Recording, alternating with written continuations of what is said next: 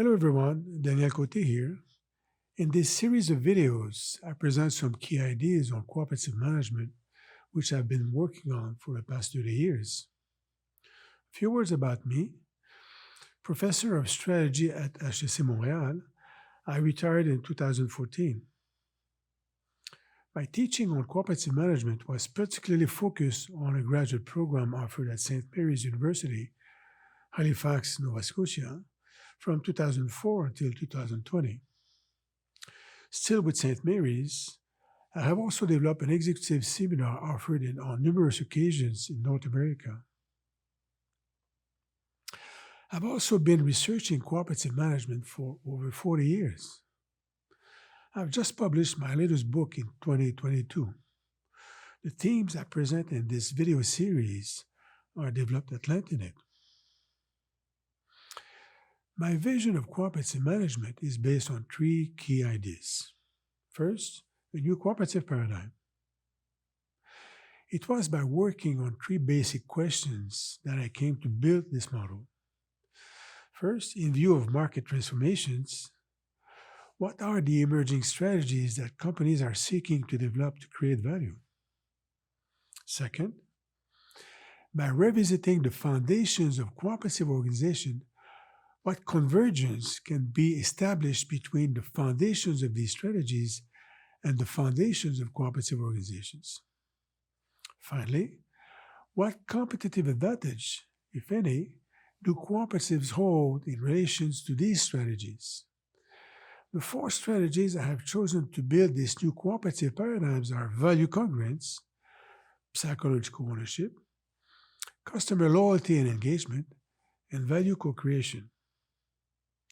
Following an extensive reading of the management literature, I came to select these strategies which have been and continue to be the subject of much research and publications.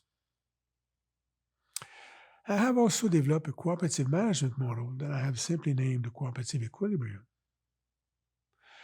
This management approach aims to integrate the essential characteristics of a cooperative organization. First, the four distinctive rules: democratic control, the link of use, the collective reserve, and the sharing of surpluses in proportion to the members' activities with the cooperative. Second, the cooperative duality, that is, the association of members who own the enterprise, is also integrated into this management framework.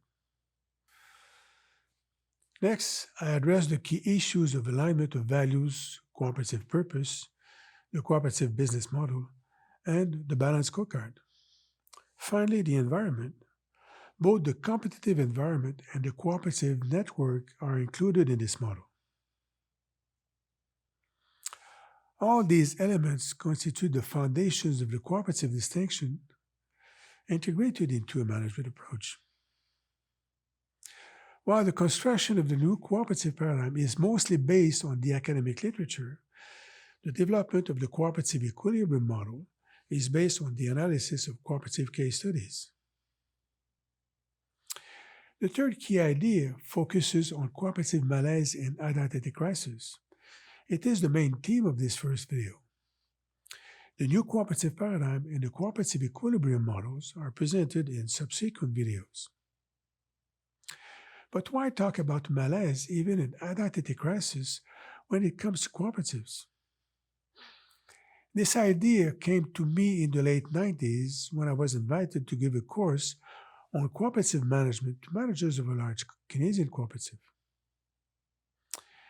These experienced managers felt the need to express what they were experiencing daily, as they said they no longer knew how to differentiate themselves, from a management point of view, from a private company.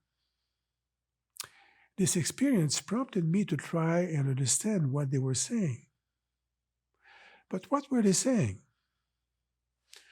What makes us different today? Does this difference still exist? But our members are no longer cooperators. They act like customers. It is still possible to promote cooperation in a rural environment, but not in an urban one. What have we missed? Can we go beyond donations and sponsorships? What are the concrete benefits of being a cooperative? Is it still possible to question or even transform the cooperative model? Since then, I've heard similar things from hundreds of cooperative managers. It is therefore to seek to understand this malaise that I developed this third model, essentially conceived based on the definition of what a cooperative is, an association of people, owners of an enterprise. It was by seeking to identify the key factors impacting both the dynamics of the members' association and of the enterprise, that is, its ability to regulate its orientation, actions, and methods differently from a private enterprise, that I sought to understand and explain this malaise. The factors I have identified have had an impact over several decades, so it is a transformation over a long period that we need to consider. But first, to better understand these transformations, let's look at a brief overview of the logic behind setting up a cooperative. First, we have a group of members faced with a shared problem in search of a solution, which leads to the creation of an enterprise oriented and controlled by rules of equality and democracy. Hence, the importance of cohesion between members, between the association of members and the enterprise, between the enterprise and the industry, requiring a strategic fit between the cooperative's sustainable competitive advantage and the key success factors in a given industry. Back to the explanation of this malaise identity crisis. While the cooperative is an association of members, owners of an enterprise, what are the factors that change the dynamic of this association? But first, let's review the initial conditions that led to the creation of cooperatives. Here are a few examples. The creation of Rockdale in England in 1844. As the Industrial Revolution was forcing more and more skilled workers into poverty, a group of tradesmen decided to open their own store, selling food items they could not otherwise afford. The creation of the Raiffeisen saving banks in Germany and the effort to eliminate market abuses, such as excessive interest rates practices in the mid-19th century. The same conditions in Quebec and the creation of the Caisse des Jardins in the early 20th century. The creation of credit unions in Canada in the early 20th century, at a time when banks were making it difficult for the average citizen to borrow or invest. The creation of rural electric cooperatives in the United States in the mid-1930s, when 90% of farmers in rural areas had no electricity, and so on. Why recall these original conditions when those cooperatives were created? Essentially to illustrate the fact that the initial conditions leading to the creation of these cooperatives no longer exist for today's members. This has the effect of changing how the actual members approach their cooperative, while they can obtain equivalent services on the markets. A second factor is membership size. We understand why cooperatives need to grow, a fundamental requirement to remain competitive. At the same time, growth of the cooperative enterprise is bound to lead to the growth of the number of members. Today, many cooperatives have a membership in the tens of thousands. This large size will have two effects on the dynamics of this same association. First, an abstraction effect. To the extent that members no longer know each other, they become abstract individuals for each other. The membership association itself becomes an abstraction. In so doing, members tend to focus on their private interests and ignore their collective interests, a key aspect of cooperative creation when members recognize they have a common problem. Second, a large association motivates members to adopt free rider behavior, that is, not to take part in collective action in order to avoid bearing the cost attached to it. So, both an association that becomes an abstraction and its members who adopt free rider behavior weaken the associative dynamic and the role that members play in it. The third factor to consider is the absence of cooperative education, which means that members have only a limited knowledge, often almost none, of the cooperative specificity and the nature of the relationships that link them to it. This combination of factors will result in a loss of sense of cooperative ownership. As far as cooperative enterprise is concerned, first we need to acknowledge that cooperatives and private firms are competing in the same markets. The second factor concerns what sociologists call isomorphism, which is when two distinct organizations, for example, a cooperative and a private company, find themselves in the same environment, they will tend to become more and more alike. Specialists recognize two categories of isomorphism.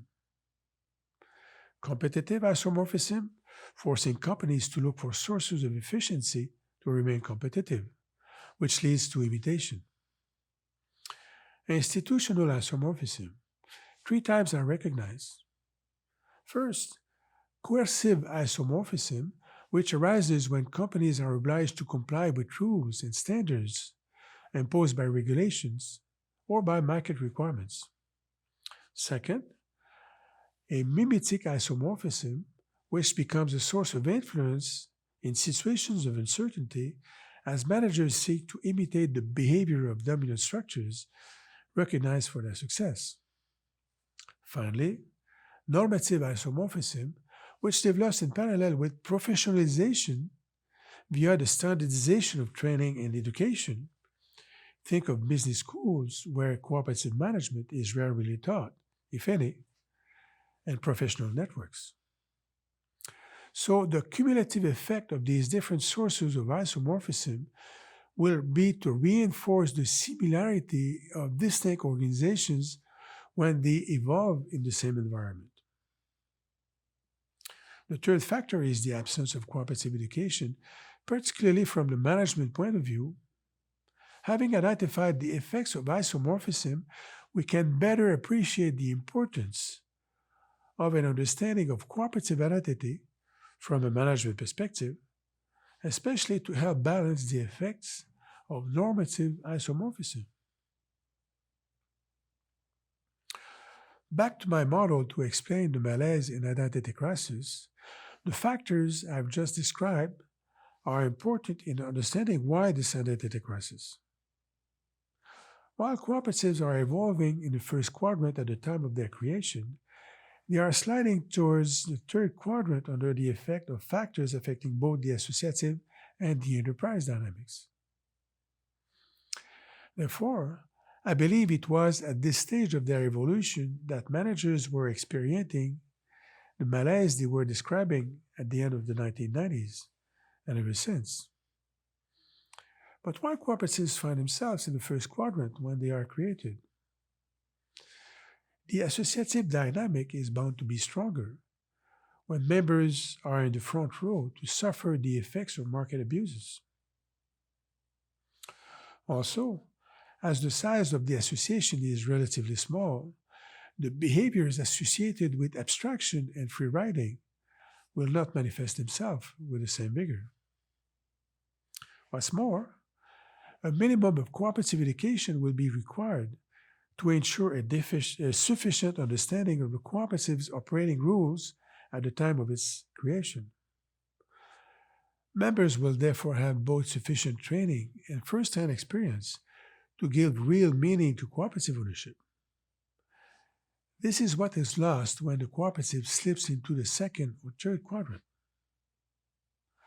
As for the enterprise, the isomorphic pressures of competition and institutionalization should, for all practical purposes, have been non-existent when cooperatives were created. Returning to the questions and comments from managers mentioned at the beginning, we can not only explain this malaise, but also better understand why the cooperative difference is no longer perceived, and why, in the eyes of managers, members are becoming customers. Finally, while the similarity with the private enterprise is accentuated under the pressure of competitive and institutional isomorphism, the perception of the advantages associated with the cooperative organization appears to be non-existent. I'd like to end this first video by recalling the question that the managers asked after expressing their malaise. Can the cooperative model be called into question or even transformed? As far as I'm concerned, the answer to this question lies in the development of a new cooperative paradigm, which will both strengthen the cooperative's competitive position and build on the potential for sustainable advantage inherent in its cooperative identity. That's what I'll be talking about in the next few videos. Thank you for listening.